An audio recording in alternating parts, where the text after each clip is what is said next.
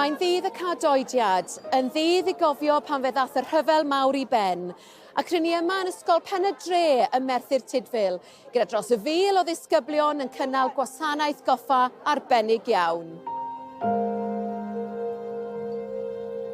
In Flanders fields, the poppies blow, between the crosses, row on row. Disgrifiwch y gwasanaeth arbennig sydd gyda chi yma yn yr ysgol heddi. Wel, mae'r gwasanaeth yn un blynyddol fan hyn. Am heddi am y tro cyntaf, oedd cyfle i ni gwahodd ysgolion clwster, a ni hefyd yn cydweithio yn agos iawn gyda'r cymuned ar ran dydd y cofio. Mae addangosfeydd lan yn canolfan siopa Trig o Mills gyda'r gwaith o'r plant sydd yn y clwster. A beth ni eisiau wneud, really, yw just rhoi cyfle i'r plant i just dangos parch ac i talu teyrnged, ond ni yn meddwl ei bod hi'n bwysig iawn i dod at ein gilydd fel cymuned yr ysgol i dalu teyrnged a dydd y cofio.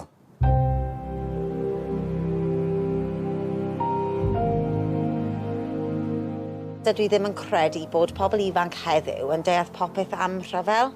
So, cofio fel ysgol, disgyblion ac athrawon, gath i enogi ni i rhannu diolch at pawb sydd wedi bod yn y rhyfelau wrth ddod at ein gilydd.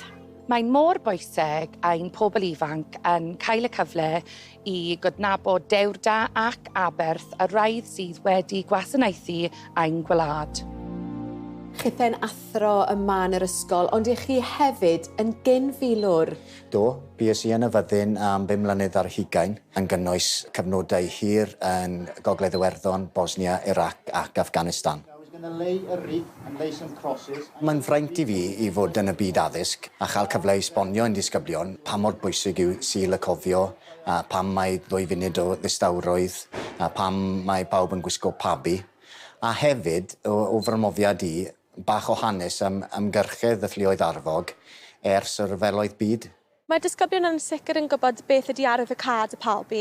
Maen nhw'n ymwybodol bod y coch yn cynrychioli gwaed. Maen nhw hefyd yn ymwybodol bod y gwyrdd yn cynrychioli at gofio'r milwyr. Ac hefyd bod y dŷ yn cynrychioli bod nhw wedi brwydro dros ein wledydd a brwydro dros milwyr rili ni. Yn fy marn i, mae'n bwysig iawn i gofio a gwerthfawrogi'r ymdrechion ac aberthau milwyr dros y blynyddoedd sydd wedi caniatáu i ni fyw fel ydyn ni heddiw. Dylen ni gofio er mwyn dangos pach i'r pobl sydd wedi colli eu bywydau yn y lluoedd arfog. Dwi'n credu bod yn eithriadol o bwysig bod y plant yn dod at ein gilydd i cael y cyfle i dangos parch. Mae rhai o'r plant heddi oedd yn gosod croesau ym mlwyddyn 7.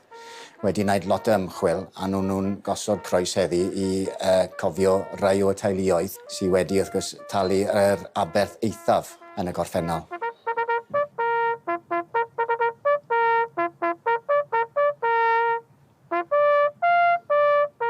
At the going down of the sun and in the morning, we will remember them.